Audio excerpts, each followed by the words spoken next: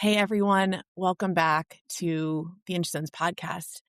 Every month, I feel so fortunate enough to share the stories of clinicians, therapists, family members, speech language pathologists, anyone tied to the autism community that would provide support, understanding, and guidance to anyone that is touched by autism. For the month of May, I've decided to make a very clear intent for Inchstones to share specifically the stories of women and mothers and their exact journeys for their children with autism. We are going to laugh, we're going to cry, and we are going to sit deeply in the fact that this is a complex journey that was never on our bingo cards, yet getting to show up for it has become one of the most expansive life lessons and life experiences. And today, as my number one first interview for the month of May, I have my dear friend Laurie Dove here. Laurie and I are Jersey moms who are raising children on the spectrum in various capacities. Yet when Laurie came into my world, it was apparent that we were simpatico on a number of levels, but mostly and most aligned with our enthusiasm for sharing what is possible. Laurie started the account Everyday Autism Essentials, where she shares on Instagram a lot of very incredible regulation skills, tactics alongside her daughter, Liberty. Laurie, I am so happy to have you here today to get back to what your core is, which is number one, you are a mother of children with autism.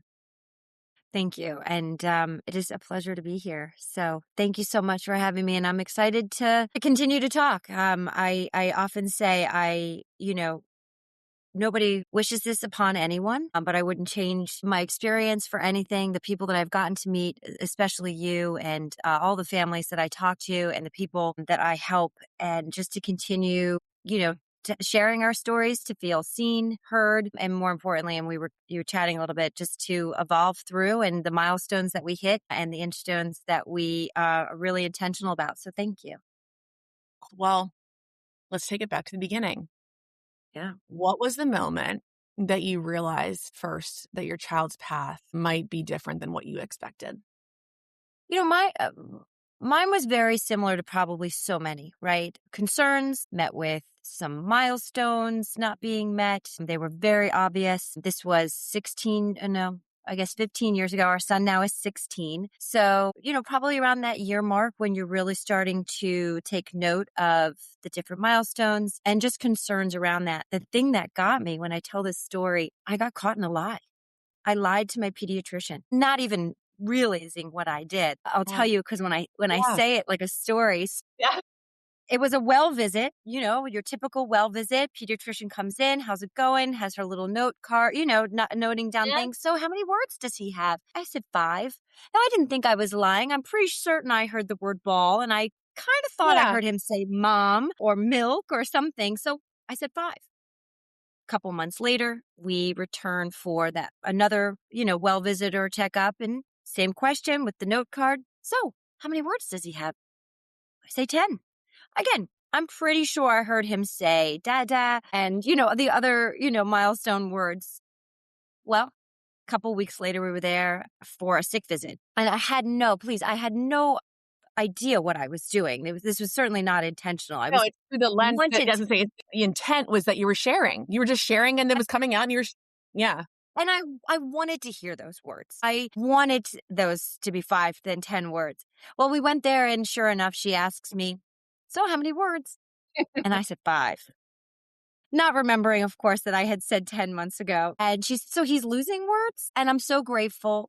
Obviously, in that story, it's got not humor to it, but it's real. You want to hear stories, or you hear boys are different than girls, and your cousin's brother's niece had well, so the journey started like anyone else, and it went very fast.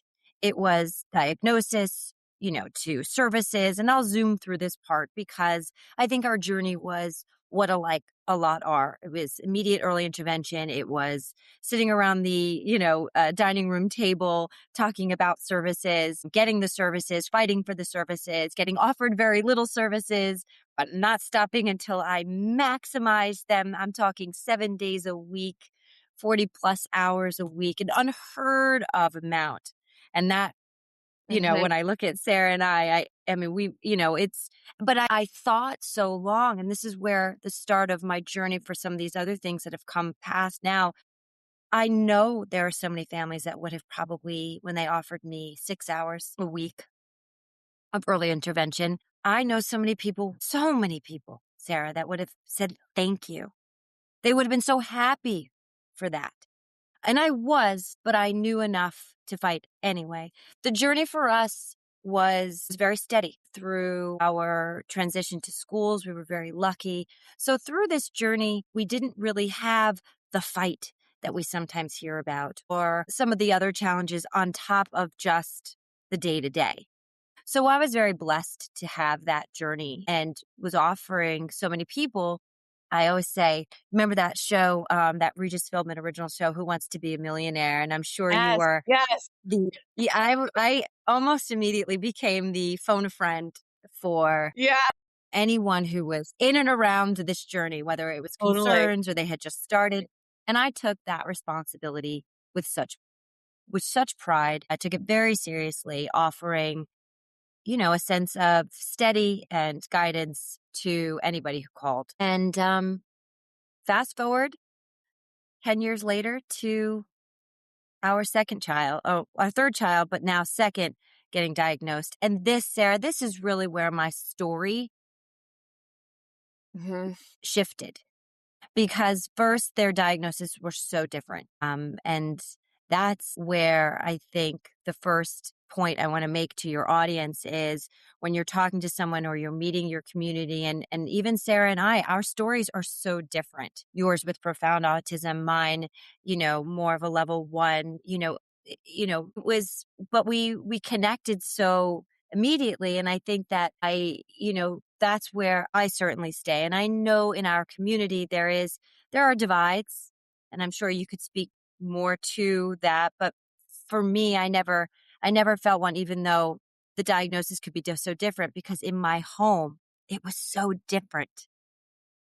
Yet Yeah, it I was the think that same diagnosis. right, I think that why I love hearing any mother's story that a lot that has of children with autism is that this foundational shift that happens, whether your child goes on to have level 3 profound autism, comorbidities of epilepsy or deep full body apraxia, dyspraxia, or higher functioning, lower support needs autism. Whatever that is, you are a mother in a pediatrician's office experiencing a child showing you who they were that was so radically different from what your expectations are. And that emotional shift, that physical regulation, worry, stress hormones that run through a mother's body are no different whether your child is on one end of the spectrum or the other. And I think that's what I would love to hear more about, like, what did that season feel like for you? What did that, like, emotionally, physically, spiritually, like, because that's where we're no mother's different in this. Yeah. So, for me in the beginning with our son, it was I had blinders on. I was, just so focused on him and his progress and his therapies and the services and battling insurances and school districts and getting him from point A to point B, that I really neglected not only myself, which wasn't even a concern. I would back of the line, where we go. But I did neglect Mhm. my neurotypical child. We were Lila was a guest not too long ago on your podcast, and we talked about that, and there was a lot of resentment. If there are a couple of words that we talk about today that people really cling on to, I want this to be one of them: resentment. Because this is where, when you say, what did it feel like? There was a lot of resentment going in a lot of different directions. My neurotypical child looking, why is her brother getting so much more attention? Why is it different for him? Why, all of those. And you can parent those off to, lots of explanations, but just remember Often that different things. that's that's growing inside of her. The resentment, that both my husband and I, experienced. And I have the most amazing partner. But, you know, was that business trip necessary? There was, those tiny little resentments or vice versa. I didn't take time for myself, but those things are deadly cancers that will run through. So those are because they probably the stack. Like to your point, like they stack. It wasn't that you were just receiving this information about your son and then forging a path for him to grow and develop with all these different supports and scaffolding. It's what's happening within that scaffolding to the other players in the family and how that stacks emotionally.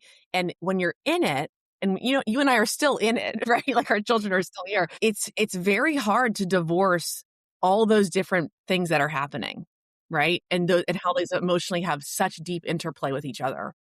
And then to ourselves, and again, when I say we worry about ourselves last, we do, but this is the second thing that if I hopefully everyone's listening to the next thing that is so, so important, and that is regulation. And it is not just a buzzword. It is a biological It's truth. literally everything.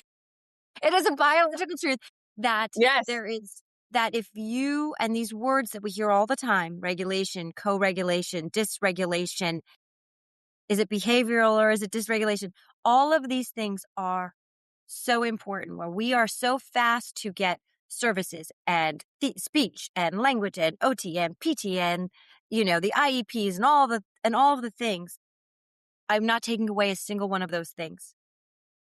But equally as important at the same exact time is knowing how and what triggers you, the regulation techniques that you need, because your child cannot and will not anchor to your regulated nervous system because they cannot regulate theirs, right? That is biologically happening. And it is so important to know how to do it, what triggers you, how the people around you can stay regulated. All of these things, again, are biological because in order to get maximum success to all of the things, I mean, like your kids, my kids were the hardest working kids in showbiz. I mean, Hmm. speech to OT back to speech to this one. Someone's at the house, they go there. But if they're dysregulated, they didn't hear a word. It's so hard for them to, take on additional load. So, you know, these are the things that I talk about. These are the things I got excellent at. I mean, I don't mean to flex, Sarah, but I am really good at regulating my nervous system. It is one of your Olympic level gold medals, and it's why I believe that so many flock to your platform and showing that, because the truth is that when dysregulation runs so fast and thick through your child's body, whether we want to pass off or hand off our children to have respite or schooling provided, whatever the case is, we are their home. And I do firmly believe that mothers and caregivers are the neurological pulse of a home. And so when the mother and caregiver is regulated, that does translate to the child. Now, it doesn't mean that they're going to be fully regulated themselves just because of how you model, but you do such an incredible job of showing how verbally that looks like, what it looks like posturally, what that looks like from the internal script that's running through your head. And I think that, what you're showing is that has an effect not just on you, but on your child every single time you choose to do the harder, more pause regulatory reaction. Yeah. And I'm not just, talking about, going for a walk or playing tennis, and anybody who knows me, that's certainly mine. And that is a new thing in my life, right? Because I really started to do the work to find out what regulates my body. And it is movement, it is connection, it is all of the things that I can get from that. So you find your way, but I'm talking about regulation in the moment. Because if I'm asked one question over and over and over and over again is, how do you stay so calm? And first of all, I do not. And we all lose it. There isn't a single person that I've talked to, including myself, that hasn't just lost it because they are overwhelmed by, wherever they are in the day or the moment. But by and large, staying regulated in those really intense moments is what I do like. And that's, can be uncomfortable to watch, but that's probably what I get asked most. How do you stay so calm in those in those really hard moments. And some of the techniques that I talk about when I do share them, it's almost as if nobody's ever heard them before. And I'll share a few if it will be helpful. And it's so when people listen, they say, yeah, I can do that one thing right there. So the very first thing that I do is validate. I validate whatever it is that is going on. I say it out loud. Validate. Thank you for telling me you're upset. Thank you for showing me you don't want, whether the receptive or the expressive communication of your child can understand, just by saying it out loud releases the hold and the control that it has on my nervous system. I'm saying it out loud to say, that's why Yeah. I feel the way that right. Give into it. Because if And you the don't, containment of that, then it doesn't yes, amplify to be this overarching story of everything. You just name the specificity of it, which is so huge for regulation. just the specificity really quick, because then you don't do the very first thing I talked about, which is resentment. Because you Mhm. will inevitably, whether you resent that moment or yourself for losing it, because we all have, right? Later that night, an hour later, you go, you know, what? Who was that person? So that is, definitely some of those first, techniques that when I talk to people and they say, just how do you do it? If you start with that and release it, it's such a first step to, and then, you feel so much better about where the next step, and then you can build upon that. So if the first step is naming the Name it behavior, to tame it. name it to tame it. Okay, so then what's next? So the next thing is the harder or the more intense the pull or the dysregulation of your child. Think of a string. You're connected always with a string to your child, and the harder they pull at it, you never let go, but you give in a little bit. The louder or the harder, the softer and the gentler you get. And you let into that, and it's a dance that you can find. And this is also a perfect way to find out if it's behavioral or it's dysregulation, right? Mm, So if it's behavioral, the moment should likely pass, right? Because you should know mhm, the difference. Well, they look the same, right? Tantrums, crying, but if you can really start to see the difference between the two, and that's all developmentally and where they are and their age and skills. But so the next step is lowering my energy and to meet. So somewhere in the middle, we get to the middle point together. If it's a hard pull, I'm way softer, but I never let go of that imaginary string that I have that allows them to have the control that they need, that predictability, and you're staying there, but you're almost reminding yourself. Sometimes I even say out loud, she doesn't want to be acting this way. mhm. And that That's right. simple, and it really, it just changes your mindset for the next however long it is, because they can be long and intense, and the parenting in us wants to creep in, right? The typical, there needs to be a lesson or a correction. These are things that there is no room for any lesson or any correction in this moment, or quite frankly, right after a dysregulated moment. That is for another time, perhaps even another day, for where the lesson needs to be. And by saying those things, that's really the next step. And then the next step is they tell you how long that's going to be. And hopefully that makes sense to you, Sarah, Mhm. and your audience. And when you think about it and yeah, It does. I mean, but I'm just like, I'm bursting to interject here because I want to say, how did you, Laurie, what made you the mother that can harness this, talk about it?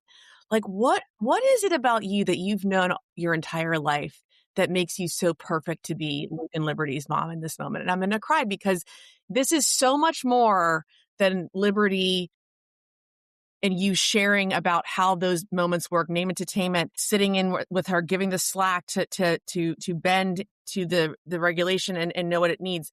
How did you become you to do that? it's really kind, Sarah, to say. It's true. It's so true. I think I think it ultimately comes down to, as we get older, is how I wished I was parented.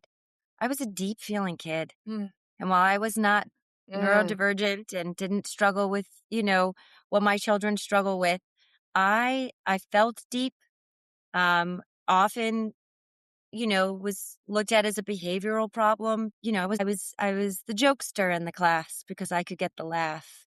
Or um, I felt always the way so many of the people that I talk to, on my platform, especially, young adult autistic who say, "Oh, I wish you were like my mom," and the mm. very kind, beautiful things, and that can resonate. So when I had this opportunity, especially the second time around with my second child being diagnosed, I think that, right, that and where I was able to really, go back to what kind of parent I needed to show up as for my children, coupled with the knowledge of what I learned from my son, right? I mean, I have my BCBA by association.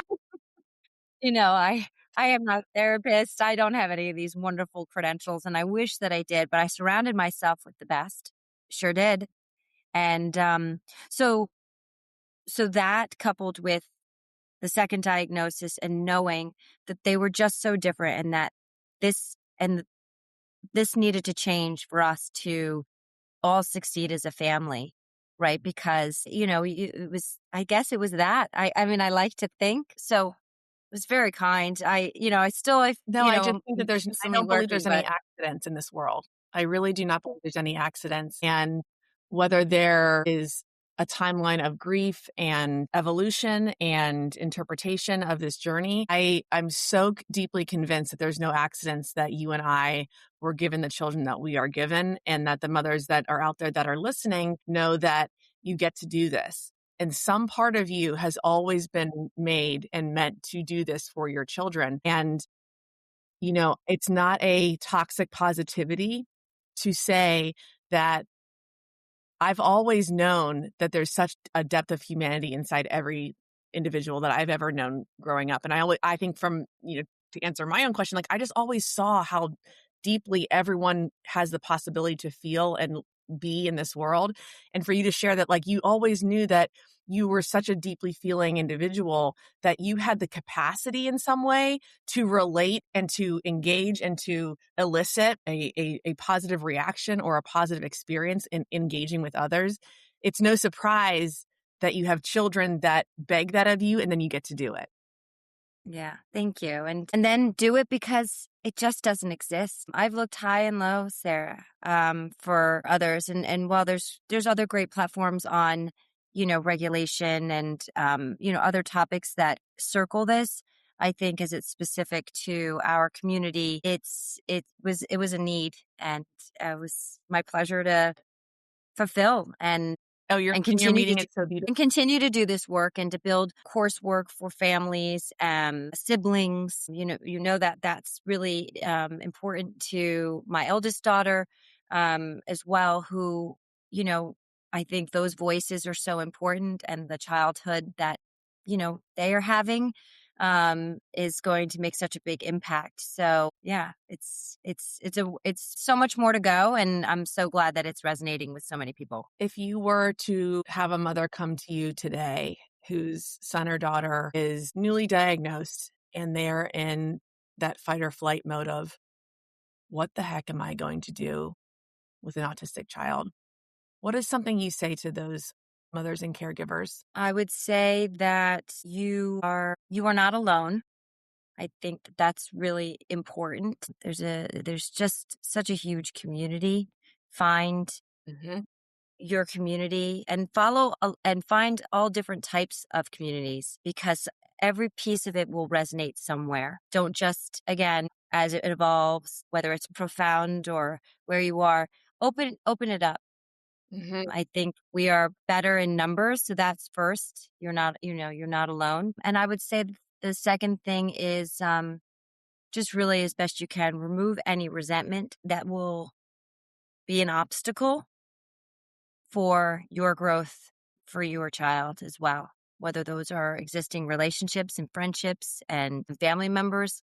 Um, explain and really the information is there for you to help educate those around you that can support you the best way. So Yeah. don't let them be obstacles. Yeah. I mean, one of my foundational pillars is the more we interact, the less isolated we feel. And that can be for quite literally, I think, any quote unquote problem in life, right? That the more we interact and realize that we're not alone, the less isolated we feel in this silo of fear and resentment and control and wonder of what the next thing is happening. And so I'm so glad that you touched on that, because I think when these, and it will continue to happen to mothers like you and I, who never in a million years thought this would be our reality, the more that you find these pockets of community, the more that you are open to hearing others talk about what goes on in their homes and what they experience in the doctor's offices or in the therapy offices, the more you realize our world is so vast and is so open and is so loving, because when you share, you dissipate that fear and That's right. grief. And no way to, not in a way to say it's not there, but in a way to integrate it into your life so that it doesn't consume your life. Well, and again, it's naming it. Give it a Naming. name. Don't when you do that and you say it out loud and you validate all the feelings, they won't have a hold on you that either hold you down or hold you back or make you scared. Say Mm, it. yeah. Say how you're feeling, share it, and I think that's what I would tell anyone at this point is for me that's it's essential. Well, on that note, because your platform is Everyday Autism Essentials, Laurie Dove, thank you so much for being here today on Inchstones. You are a pillar of strength, flexibility, evolution, and showing so deeply what is possible. You have created a community that sees you every day and sees you with your kiddos actually practicing it, which is, I think, so foundational in how we interact. We can't just talk about it, we have to be about it. And I'm so thrilled that you got to share more today here on the Inchstones podcast. Thank you so much for being you. Thank you, Sarah. All right. Well, until next time here, everyone, on the Inchstones podcast.